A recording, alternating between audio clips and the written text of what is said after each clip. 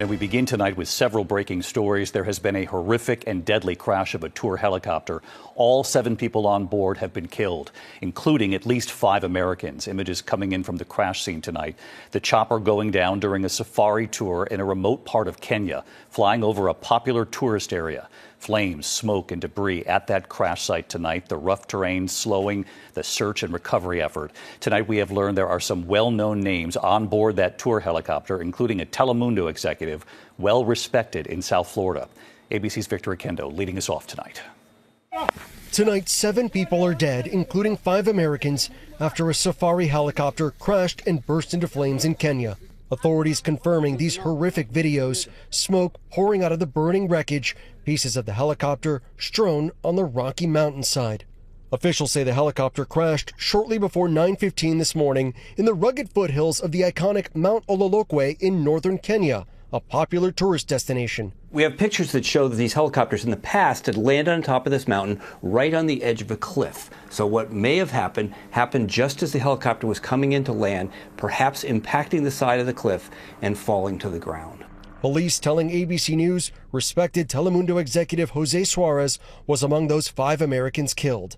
Also among the dead, well-known Miami businessman Roger Duarte, once featured in Forbes 30 Under 30, survived by 2 children and his wife, whose family owns the famous Versailles restaurant in Miami.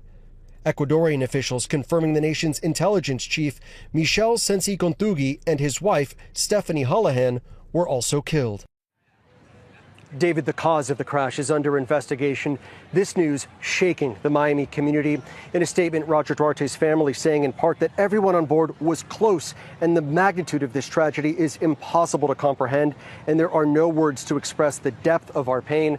We are thinking about their families tonight. We now turn to a devastating maritime tragedy in Zimbabwe, where the death toll has climbed to 94 following the capsizing of a government-operated passenger ferry on Lake Kariba.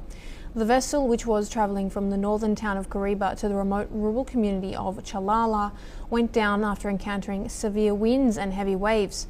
Following a cabinet meeting, Zimbabwean authorities officially confirmed that the ferry was severely overloaded at the time of the accident.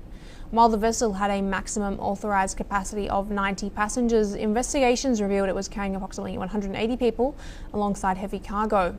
Local government minister Daniel Garwe attributed the sinking to human error and negligence by the captain, noting that the voyage proceeded despite adverse weather warnings. Search and rescue operations have successfully pulled 77 survivors from the water, but recovery teams continue to comb the lake, marking the deadliest transport disaster in the nation's modern history. President Emerson Mnangagwa has declared a national disaster, acknowledging critical shortcomings in the country's maritime safety and regulatory enforcement. We have fresh warnings now on a lights out situation. This time warning of a mammoth nationwide blackout that could specifically last 18 months. And they're saying that there's weaknesses in our grid, and we've known this for some time. But the former Federal Energy Regulatory Commission head, John Wellinghoff, says that he has seen for too long vulnerabilities and that the public just doesn't understand where we sit, that our government has actually gone to a lot of these substation electric providers, the companies that own the substations, and told them the situation, but then told them they have to deal with it themselves. They have to protect the place themselves. So if they were to be coming under drone attacks, they expect them to pay for and install like drone turrets and everything else to try to take them down. That's literally what the government has told them. They're on their own. And he's concerned because what they have found is startling. He says they conducted a test looking all across the country in the 3 big sectors here. You've got the Western, the Eastern, and the Texas interconnections. They discovered just how easy it was to cripple our entire infrastructure, the entire power supply. And with all the infrastructure, it starts with the power, then they domino. Astounding numbers, he says. If you knock out 9 total substations among the 3 grids, you can black out the entire United States. 9. It doesn't matter which 9 substations are taken offline either, he noted. as long as each one is among the 10 most important for its region. He says bad actors could black out all three at the same time, and those bad actors could be anyone. Okay? At any time.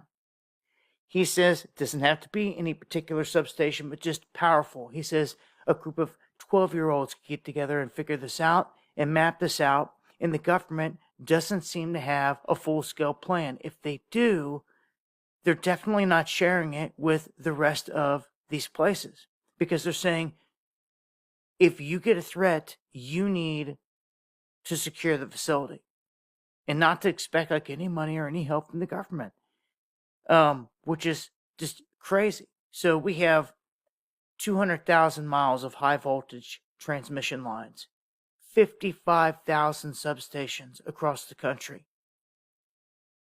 And he's saying it's only a matter of time. He goes, depending on how quick you get whatever parts go out, and depending on what goes out, it could be from a few months to, look, we said 18 months or even more. He's saying that the United States is not ready for a year-long blackout. It's going to be catastrophic. First, you're going to have the power, then infrastructure like sewer plants, water treatment plants, hospitals. They're all only going to remain open for a short time as long as their diesel gets them by. You know, the same diesel that's going through the roof right now, sky high. Oh, what a setup. Those with emergency radios could listen in, but what are you going to do but listen? All these places have 60 days of generator fuel, the hospitals and all that, then they're out. Once the diesel runs out, or any natural gas, if anyone's running off that, it's done. It's completely done, and at that point, the food supply, water and fuel degrade within days. Okay, so cell phones are going to be down because everything else is down. People just don't understand. Internet's going to be down, everything. And people are going to be, I'm going to tell you, after a few days, in a not good position. I don't see how this happening and lasting months doesn't leave bodies stacked sky high, because people are just not ready for it. It would rock this country, no doubt, and they could blame it on anyone, but it's something we've seen coming for a long time. They've telegraphed it for a long time, and here we've got a fresh warning. And I wanted to share it with you guys. I hope you guys do have a plan. Join me for the live streams where I talk about this in greater detail. And as I always say, when the grid goes down, you better be ready. We have a massive global food crisis looming, and it's underway right now. You can tie this into everything going on around the world economically, especially with Hormuz, but also with weather events. And all of this tracks back to being controlled by the U.S. government. We now have a warning being put out from JP Morgan itself, because it seems the sheep or the average person out there is just not getting the message. They're not getting the hint. This is something that I've been telling everyone on my live streams for months now. There is an illusion in terms of the prices that are being rigged and fixed, and the idea that we have plenty of everything. JP Morgan calls it the illusion of plenty, as you can see here, when talking about this food crisis. They go on to say that this is something that is not going to be short-lived. He focuses on here, when talking about this, Jamie Dimon says the 5 W's are war, weather, warehousing, water, and waste. And the situation with the water crisis in this country is at extreme emergency. And you have all these factors coming together. Again, we're at emergency levels in terms of the waterways out there. And then when you add in that we're not getting any fertilizer to go with that, that has made the forecast for this year's crops already dismal, and it's going to be bad. So they're looking past that. They're looking into 2027, and they're saying, guess what? 2027, we're pretty much done for. The water is projected to be dried up almost completely by next year. And the crop projections for next year, as of right now, if things stay on par for where they're at, are going to be worse than what they were this year for sure. You have no end in sight when it comes to this war front, and I'm going to tell you, it's being pushed for a reason to reset the markets globally, and that's including America. They say within the next 6 to 12 months that you're going to see a spike, an inflationary spike, and it's not going to be at the gas pump like some expect. They expect it to be in the grocery aisle, at the store, where the people are feeling it the most. One of the main reasons here is because El Nino, another factor, it not only affecting America and its weather, but also large areas around the world that grow our food. You're talking South and Southeast Asia. They have the rice, sugar, coffee coming out of it. You have West Africa, the cocoa, parts of East and Southern Africa. So the EM bears the brunt of El Nino. They say the largest food inflation response coming from this will be seen at the food carriers. So get ready. You've got some time because it doesn't seem like the masses are going to catch on to the last minute. But I tell you what, like always, when they go flooding in and the panic begins, it begins. And you better have had a plan for that because it's coming. It's just one of the things that's a guarantee at this rate unless something massive was to change. We're beyond the point of getting things flowing back to normal. It's way beyond that. And they're signaling this war is going to drag out for months. They've even said years. So I would prepare accordingly in regards to this. I wish you well. 2 years ago, the Kellogg's company here told us their plans to modernize its supply chain. And the Omaha plant was not a link in that chain. So after gradually laying off its employees, the plant is now officially closed. John Chapman explains how the loss of a decades-long employer will affect the metro. There are still cars parked around the Kellogg's plant in southwest Omaha, but the logo high up on the building doesn't have the same meaning it's had for tens of decades. They've kind of put the writing on the wall, but now they've officially said that the plant's going to close and all those jobs are going away. It's terrible for our community and the families that depended on that for generations, a lot of them. The jobs here were good jobs, union scale wages. Kellogg's issued a statement that reads in part, "This move is difficult in how it impacts our people in Omaha, and we are committed to supporting them and their families with care and respect through the transition." Production in the plant has ended. The building will be listed for sale. Hopefully another manufacturer, somebody can come in that'll create great jobs like the Kellogg's plant was, but that's a high bar to set right now. I'm hoping that somebody can take that over, but I haven't seen anything what the future looks like. It's a sad day for Omaha. In Omaha. Bolivia's second largest city is hunkering down. Informal traders and small businesses on the streets of El Alto are battling the elements. Despite the impact on their livelihoods, some entrepreneurs are choosing to stay positive. It's beautiful how it's snowing. It looks beautiful. It's also because of climate change that it's snowing like this. It hurts our sales for the day, but it's beautiful.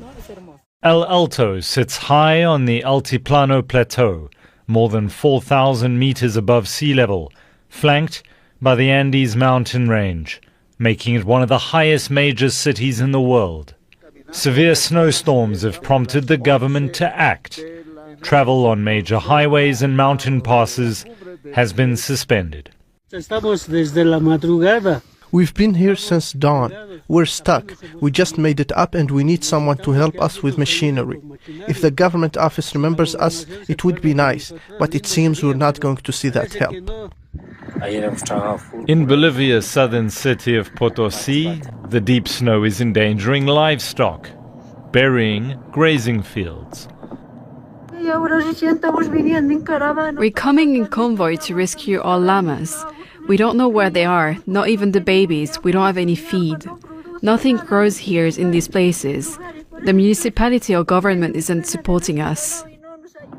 Potosi's authorities have declared an emergency after more than 165,000 llamas and sheep face starvation. Bolivians are bracing for yet more heavy snowfall expected in the coming days. Mike Leppel. Well, here we are with Cushing's back near tank bottoms. We've got warnings being put out that they believe that our caverns could start to collapse because they're so old and we're so low on oil. The SPR is at 43-year lows. This is something most people have never seen in our lifetimes. And you can see on the chart on the right, we're back down in that range and nothing is getting better from here. I'm going to tell you, you better get a plan for the long haul. The gloves are off. There's going to be like no deal coming anytime soon because they're not even talking in terms of Hormuz and Trump and Iran. But we're also seeing a cumulative effect here of what I call organized events that are designed to bring about this global reset. And you're seeing refineries getting struck. This is strategic because without the refineries, you can have all the oil in the world. If you can't refine it to where it's usable, everyone's sitting. Diesel going through the roof. And you can see rationing has already begun in terms of Russia at the gas stations. They're saying because the refineries are getting strategically hit and wiped out, that it's causing a second wave of national shortages. So fuel rationing beginning there. It's already begun in other places ahead of this, but rationing is a little bit different than high prices. High prices is high prices. Rationing means you're running low. It doesn't matter what the price is. When it's gone, it is gone. So with this situation, Trump has switched up and said that he's planning to play the long game and strangle Iran over time. Do you know what this means? This means this is about to escalate and be drawn out another 6 months to a year or more. This is going to cripple everything. That's what it was designed to do for people that are catching on late. We've been saying this the entire time. I would have a plan. The diesel affects everything that you buy, all food, all products, everything. And if it runs out here, so to speak, and people are like, oh, it could never happen. Well, it can happen easily with refineries that were strategically shut down. And as I said before, others around the world that are being bombed, the refineries have to make the fuel that is used in places. And people are just going to find out the hard way, thinking that everything's just going to show up. What J.P. Morgan Chase called the illusion of plenty. It's true. Everyone is under this illusion. It's black magic that there's plenty of everything, and there's not. The waving of the Jones Act and the moving stuff around has kept an illusion in place, and even the big dogs are admitting it now. So people with their head in the sand are about to get a swift kick in the rear because this isn't going away, and it's going to compound and get worse. And that's where we sit. So hopefully these caverns don't start falling apart and we have a super crisis and all that good stuff. But join me for the airstrikes damaged hangars and other installations at the Abu al-Duhur airbase. Though no one was injured, nearby residents were frightened. At around 1 or 1:30 in the morning, we heard the sound of planes and then we felt the strikes. My children were sleeping. They got scared and all the neighbors were woken up. It comes months after the new Syrian government, led by President Ahmed al-Sharaa, a former rebel commander, agreed to establish an intelligence sharing mechanism with Israel following several rounds of US-brokered direct talks. US envoy to Syria Tom Barak confirms the attack and strongly criticized Israel. We are deeply concerned that the confirmed Israeli airstrikes on the Abu al-Duhur airbase constitute an unnecessary escalation that does not advance regional stability. The al-Sharaa government has neither adopted a predatory posture nor maintained proxy forces. It has, in fact, repeatedly indicated a preference for de-escalation with Israel. War Monitor Syrian Observatory for Human Rights says the strikes came after a visit by a Turkish military delegation to the airfield as part of efforts to reactivate the disused compound. According to ACLED, a conflict data tracking platform, the latest bombing represents a continuation of Israel's strategy to keep the Syrian military weak and was also likely used as a warning to Ankara. Since the fall of Bashar al-Assad in December 2024, Israel has launched hundreds of airstrikes against Syria and sent troops to the UN-patrolled buffer zone in the Israeli-occupied Golan Heights, routinely making incursions deeper into Syrian territory. During a visit to Damascus last month, UN Chief Antonio Guterres called these actions unacceptable. Well, let's speak to Jasper Mortimer. He's our Turkey correspondent who's based in Ankara. Jasper, first of all, is there any truth then to these claims by Israel that Turkey was about to deploy troops to the north of Syria to this airbase? Well, Turkey issued a statement which condemned the Israeli attack as a gross breach of Syrian sovereignty as well as international law. But its statement did not address the issue of whether Turkey had a military presence at that base. However, the Syrian Observatory for Human Rights, a monitoring group in Britain that has a reputation for accuracy, said Turkey had been rehabilitating the airbase, which hadn't been used for many years. Now, it's known that Turkey is helping Syria to rebuild its armed forces, it's training them, it's providing equipment. So I don't know for certain, but it's likely that Turkey would have had a presence at that base. However, the fact is the base is more than 300 kilometers from the Israeli border. So if Turkey did have troops there, they certainly weren't there to launch an attack on Israel. And the United States has weighed in, hasn't it, Jasper? We've heard from the US ambassador to Syria. Tell us a bit about what they're saying.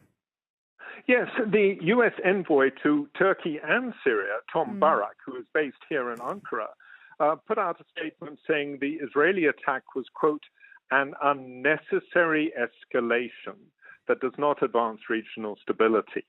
In other words, whatever was happening at that base, the Americans did not see it as a threat to Israel.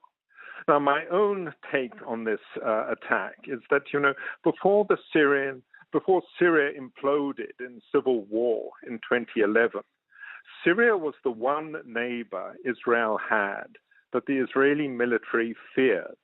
And now that the civil war is over, I think the Israelis are very concerned that Turkey is helping Syria to rebuild itself as a military power. And so, in fact, this attack was Israel sending a message to both Turkey and Syria that a Turkish-Syrian military cooperation must not go too far. They will not stand for Syria becoming the threat that it was before the war. All right, Jasper, good to get your thoughts and your analysis. Thank you so much. There are new concerns about conditions aboard another U.S. Navy warship. John Carl and what he's learned now.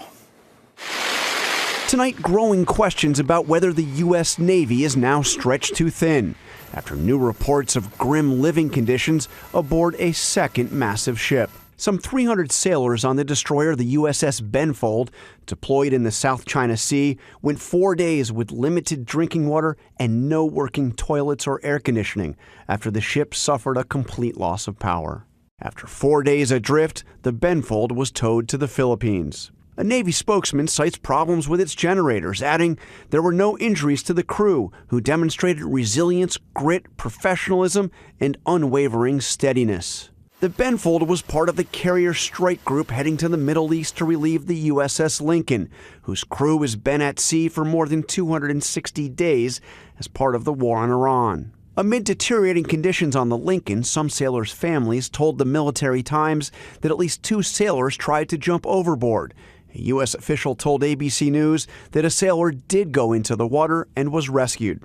Defense Secretary Pete Hegseth, who in a highly unusual move for a defense secretary, was campaigning for Republicans in Iowa this week, has denied there's a problem. We make sure that every ship, every crew, every captain has everything we can provide them at every single moment. And David, the power failure aboard the USS Benfold happened more than 3 weeks ago. It's unclear why the Pentagon waited so long to disclose it.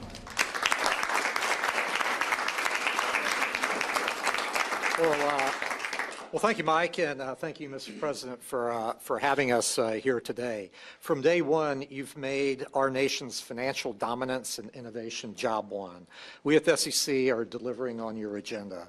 We're making IPOs great again, to continue on your theme, by cutting red tape that discourages companies from going public.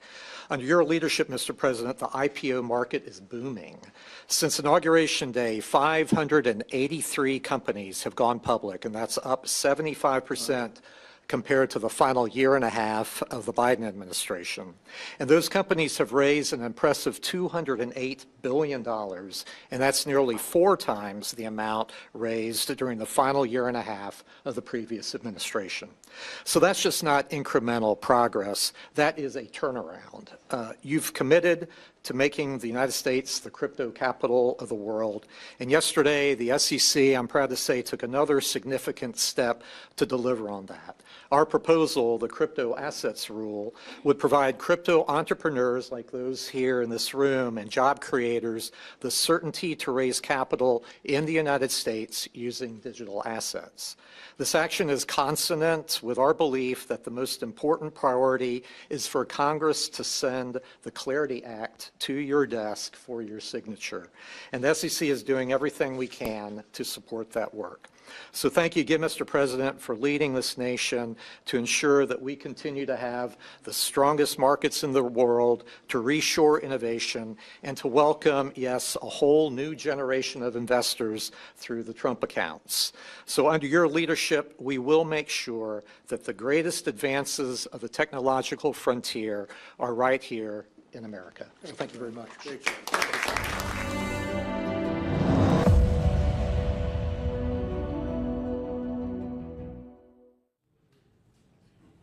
Now, Trump is trying very hard to solve the Strait of Hormuz crisis. So he posted an AI-generated map on Truth Social calling the Strait of Hormuz new U.S. territory. Problem solved, right? Well, maybe for Trump. The internet has already renamed it the Strait of Trump. And then came the counterattack. Iran's consulate in Hyderabad posted a satirical map calling California new territory of the Islamic Republic of Iran. Tit for tat, map edition.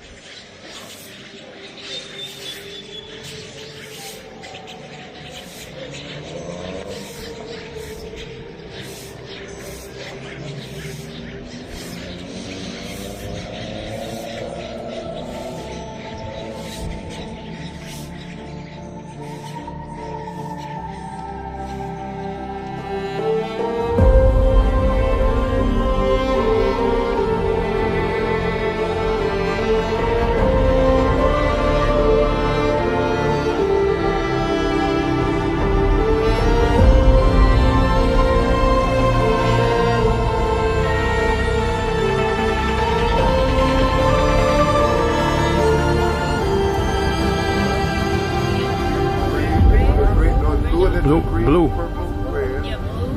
And blue. Red on the end.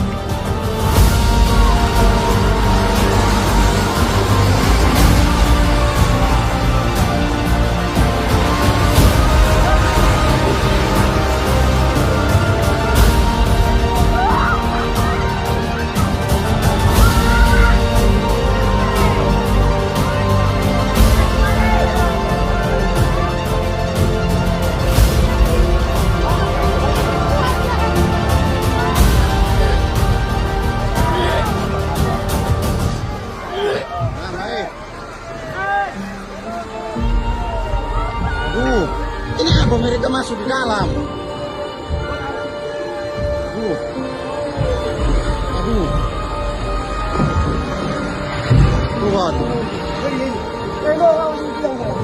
Aduh, Mama, aduh.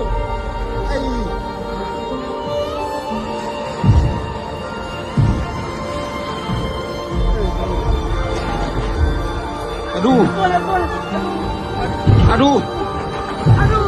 Aduh, Om Firman. Om Firman. Aduh. Aduh, Om Firman. Firman.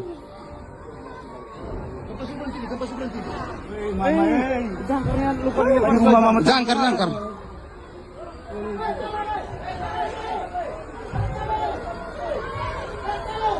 Aduh. Tolong, woi.